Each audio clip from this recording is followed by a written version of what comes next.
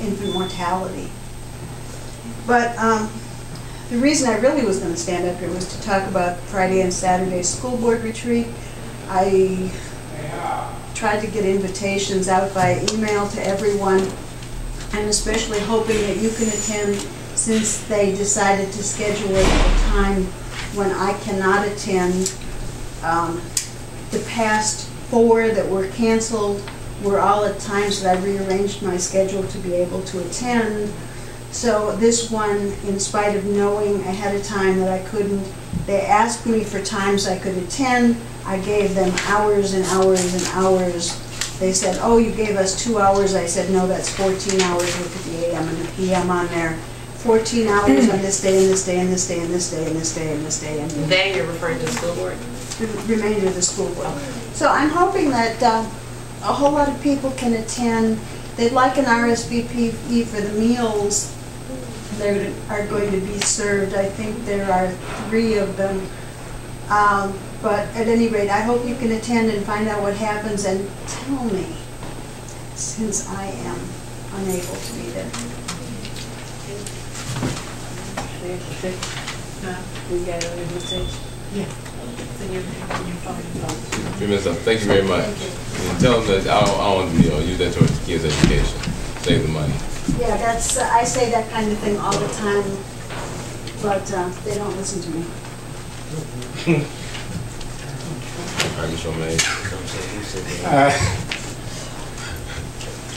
I'm glad the Pastor Health instilled with it. I remember, I think I was sitting on council when we contracted out to the health department. We had our own health department here, and we eradicated that and turned it over to the county to provide the health services. Yes, there is a symposium on the 18th, which will be at the school. The one on the 19th will be at the library. And I hope that they've asked in all entities, the city, school board, library board, all come together and do something cohesiveness and I guess discuss the city or what have you. So I hope that we can come together and discuss some things and be civil and not there castigating this one or that one or whatever. So we all live here. This is our home that we have chosen to live in. So I just hope that we can kind of cogitate for a moment or do some reflection what our parents and foreparents went through for us to be where we are today, to serve as councilman, mayor, governor, state reps, and Congress, and senators, and even the President of the United States. The challenges that they had is nothing in comparison.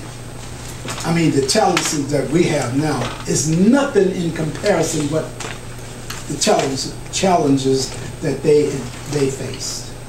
And then for us not to be able to communicate, work together, and I just want you to kind of cogitate and reflect back. Look down the barrels of guns, stood there. Some was hung, some died, left their family for us to be where we are today. And I just hope that we can, I want you to hear this, Mayor. I know you're whispering. This is my time now. I mean, it just does not speak well for us. Here we are, basically a black city. Mostly all our elected officials are black. And we can't come to some cohesiveness here, come together and work and move and show that we can operate a municipality.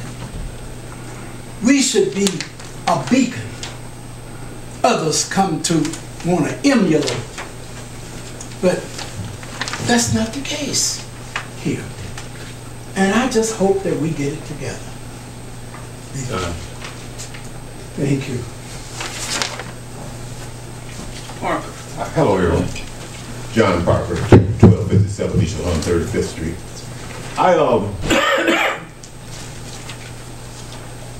I'm going to speak of Hayden Avenue as far as where the Salvation Army is and Mayfair School. I passed there on a recent constant basis, and I just look at that and I just see how beautiful that area has become because of just the demolition of Hot Sauce Williams and all of those places. And I say to myself, this is what our community should look like. It should have that, reflect that beauty everywhere within the community. And not only that, I really saw these fences go up and these machines go up around there. I'm pretty sure you're all aware of it. That has to do with the sewer system? Yes. Yeah.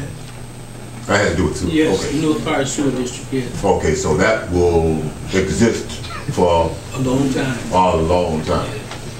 Well, okay, well, that doesn't really take away the actual beauty. They're doing the construction. That's the construction. That won't be there for a long time. That's going to be there. Well, once the But the construction is yeah. not going to be there for a long time. Right, it's just the construction I'm concerned about. Right, no, that won't be It there seems for to a long kind time. of No. throw the beauty of that area off. 'Cause now, to me, now we can compete within the Heights area as far as that area. But this is what we should look like. And I'm pretty sure that we all as a community can make this happen. And now one other thing in regards to this resolution 5216 and 5316.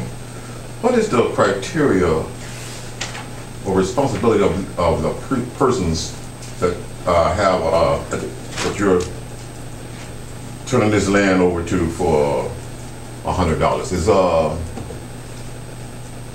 Do they have a responsibility to maintain as far as the maintenance and upkeep? Yeah, they bought it. Okay, all right, that sounds good. And it also says the neighbor next door ordinance. This is only required for the neighbor next door. It's a parcel adjacent. Or, adjacent to what you have. Right. Yes. And it goes through the NAC, so those are the requirements they met in order to. Because I myself, I've had that thought in my head for a long time as far as buying up parcels of land in East Cleveland, just for my own ideals and beautification of the area. But if it's not a neighbor next door thing, I can't really get myself into it because I don't have anyone next door, no area next door next to me where I could do this. 10 seconds. But I was hoping that, pardon? 10 seconds left. 10 seconds. Oh, 10 seconds. Well, I'm about to. I was hoping that maybe somewhere we can expand on that and just have a person just be able to, land from whatever, Thank you. I'm done. Thank you. Parker, thank you. Okay. Ooh, good afternoon. I asked the chief